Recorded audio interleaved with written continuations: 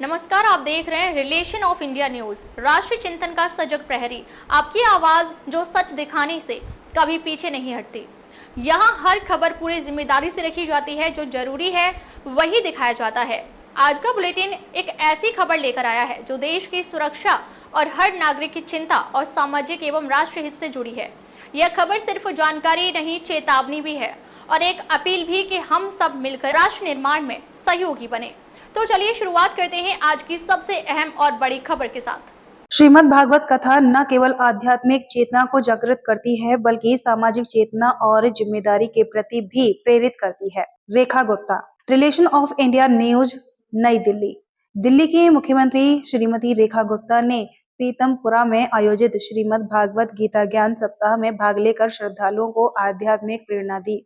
कार्यक्रम स्थल पर पहुंचते ही उन्होंने व्यासपीठ और भागवत पुराण की विधिवत पूजा की और गीता ज्ञान यज्ञ में सहभागी बनी। कार्यक्रम में उपस्थित जनसमूह को संबोधित करते हुए मुख्यमंत्री ने कहा कि श्रवण में भक्ति, मनन में ज्ञान और जीवन में ध्येय का बोध ही श्रीमद् भागवत कथा का सार है। यह आयोजन सनातन संस्कृति की गहराई को समझने और भक्ति रस में डूबने का एक दुर्लभ अवसर है।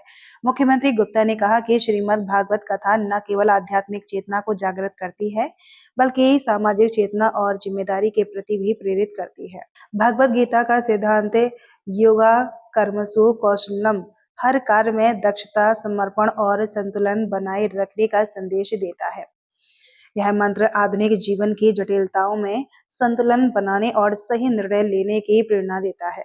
उन्होंने बताया कि दिल्ली सरकार इसी भाव और सोच को आत्मसात करते हुए जनसेवा में लगी हुई है, जहां नीति और कर्तव्य को सर्वोपरि रखते हुए योजनाएं बनाई और लागू की जाती हैं। रेखा गुप्ता ने बताया कि भक्ति आत्मा को शुद्ध करती है और नीति समाज के प्रति उत्तरदायित्व निभाने की शक्ति प्रदान करती है। यदि हम इन दोनों को जीवन का मूल मंत्र बना लें, तो न केवल व्यक्तिगत बल्कि सामाजिक जीवन में भी शांति, प्रगति और संतुलन संभव है।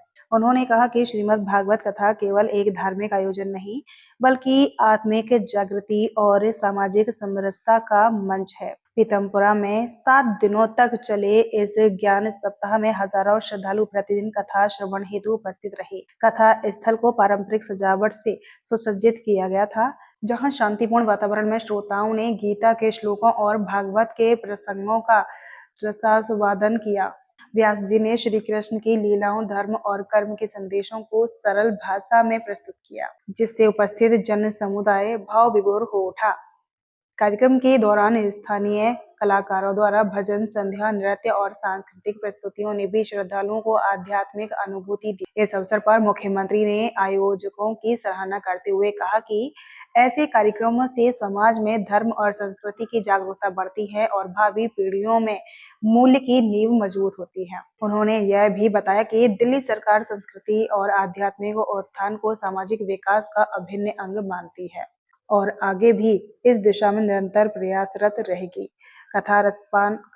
कथा समापन के अवसर पर श्रद्धालुओं ने मुख्यमंत्री के साथ सामूहिक आरती में भाग लिया और राष्ट्र की उन्नति व समाज की समृद्धि के लिए प्रार्थना की। यह आयोजन न केवल एक धार्मिक प्रसंग था, बल्कि एक ऐसा सामाजिक पर्व भी बना जिसमें भक्ति, नीति और ज्ञान का त्रिवेणी संगम देखने को मिला। जनता ने इसे अत्यंत प्रेरक, भावनात्मक और मार्गदर्शक अनुभव बताया, जो लंबे समय तक उनके हृदय में गूंजता रहेगा। रिलेशन ऑफ इंडिया न्यूज के लिए मनोज सलूजा के साथ अशोक कुमार निर्भय की रिपोर्ट। आगे भी खबरों का सिलसिला जारी है, आप देखते रहिए रिलेशन ऑफ इंडिया न्यूज।